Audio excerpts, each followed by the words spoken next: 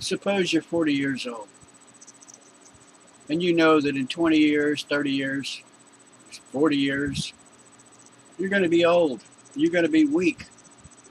And, you can't continue to do the job that you're doing today. You're going to need an income to carry you through your retirement years. You want to provide for yourself. You want to put away money for your retirement.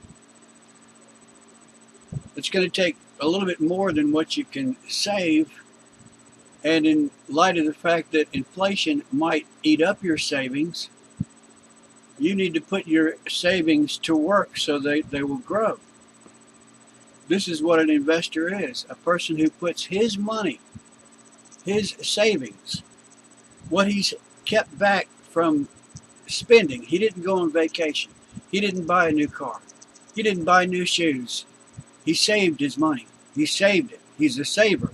And he's saving for a worthy cause, his own retirement. He wants to put his savings to work. He could get interest by putting it in a savings account at the bank. And this would probably keep up with inflation. I hope. I wish. He could buy a certificate of deposit.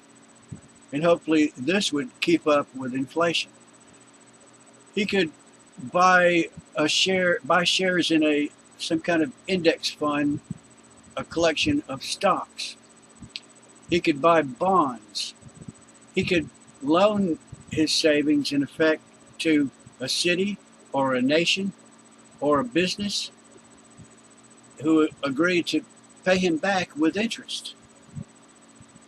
All in the sake of providing for his retirement. The investor does this with his savings. Is that evil? Should he be crucified? If he decides to buy government-backed securities, mortgage-backed securities, issued by Fannie Mae, if he buys shares of mortgage-backed securities issued by Fannie Mae, the investor's money, the saver's money, the one who did without the new car and the new house and the vacation and the shoes, that money that he saved and invested flows back through Fannie Mae to the banks and to the person who sold a house. This money from investors who should be crucified is flowing into the pockets of people who sell houses, whether it be the previous owner of the house or whether it be the contractor who built the house. The money is flowing into the economy. That money is working. All Fannie Mae does is purchase mortgages of contract, an agreement to pay a loan. A mortgage is an agreement to pay a loan. The man who wishes to buy the home makes the agreement to pay back the loan plus interest.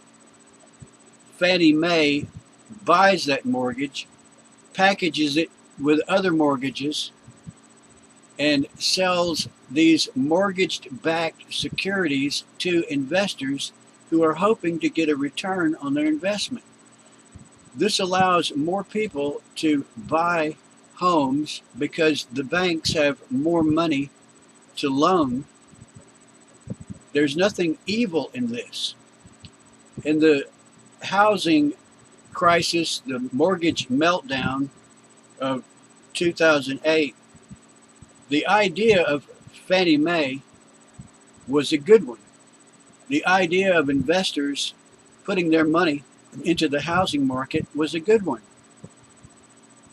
It allowed more people to buy homes because the banks had more money to loan.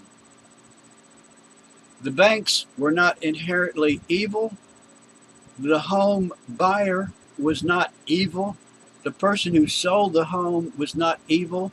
There was nothing corrupt or wrong in the whole process. except for the fact that the Community Reinvestment Act, put into effect by Jimmy Carter and modified through executive order of Bill Clinton, forced banks to make loans they would not have made. The Community Reinvestment Act forced banks to make loans they would not have made. The banks loaned to people who could not pay the loans back. That was problem number one. It was government meddling.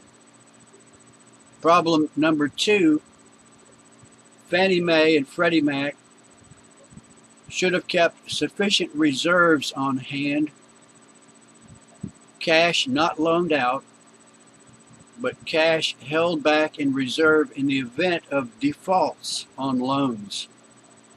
They didn't keep anywhere near sufficient reserves. Almost nothing. It's almost nothing. They didn't keep less than 10%. They didn't keep less than 5%. Their reserves were just a fraction. It's so small, I hate to tell you what it is. I don't know exactly what it is, except I do recall when I did some research on this after the housing meltdown that Fannie Mae and Freddie Mac had almost nothing in reserve to back up these defaulted mortgages.